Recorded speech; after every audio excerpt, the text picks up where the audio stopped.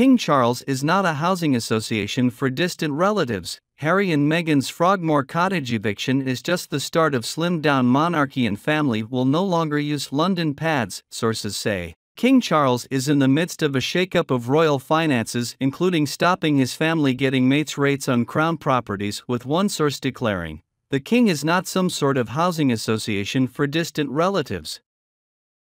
His Majesty is said to view the eviction of Harry and Meghan from Frogmore Cottage as just the start of his plans to slim down the monarchy. Famously, the Sussexes enjoyed a grace-and-favour British home on the grounds of Windsor Castle, and Prince Andrew pays a reported £250 a week for his grand 30-room Royal Lodge mansion. But recently Charles reportedly decided to evict them both. One key area earmarked for savings is said to be ending any subsidised rents for royals, even for some working royals, with the king telling them to pay for all their homes and cut their cloth accordingly by 2028. Sources told the Evening Standard's Robert Jobson that Vice Admiral Sir Tony John Stonebert, Master of the Household, and the Keeper of the Privy Purse Sir Michael Stevens are in charge of finding the savings, with Camilla overseeing it to ensure that after the May coronation the royal household will be run the Clarence House way. One senior figure told The Standard, "It is not about cuts, it is about getting the best value for money from those on the payroll. Sometimes less is more." Another source added, "The king is not some sort of housing association for distant relatives."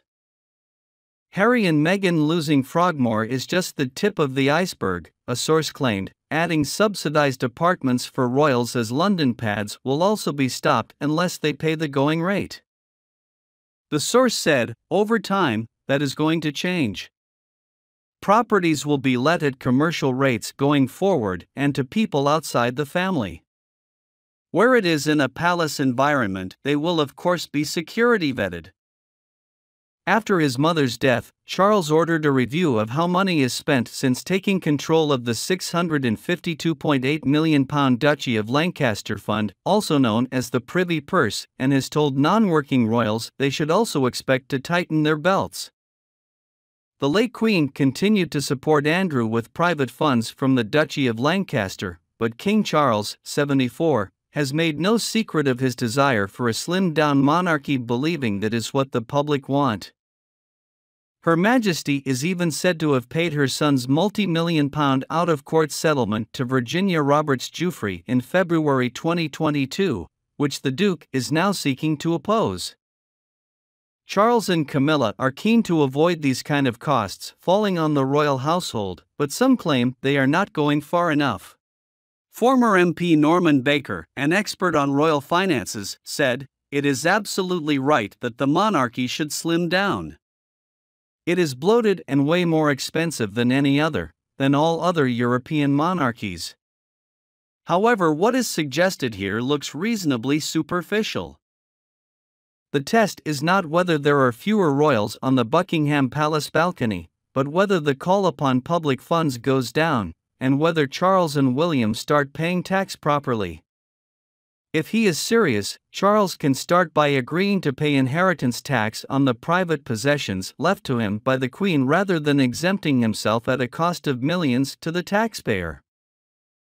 Earlier this month, Harry and Meghan adopted royal titles for their two children, who will now be called Prince Archie and Princess Lilibet.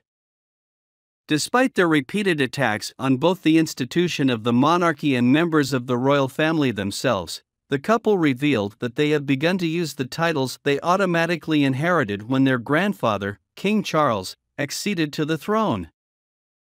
Until then, the children had been referred to as plain Master and Miss on the Buckingham Palace website. It is understood that Harry and Meghan have long been obsessed with the idea that the king might bar their children from getting titles as part of a plot to downgrade their security. News of the Sussex children's titles was revealed just days after it emerged that Harry and Meghan have been asked to vacate their UK home, Frogmore Cottage, a move sanctioned by the king.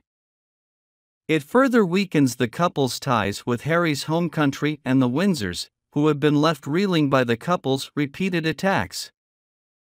Harry, who stepped down as a senior working royal in 2020 for a new life in the US, criticized his father's parenting in his controversial autobiography Spare, accused the Prince of Wales of physically attacking him, and said the Queen Consort sacrificed him on her own personal PR altar.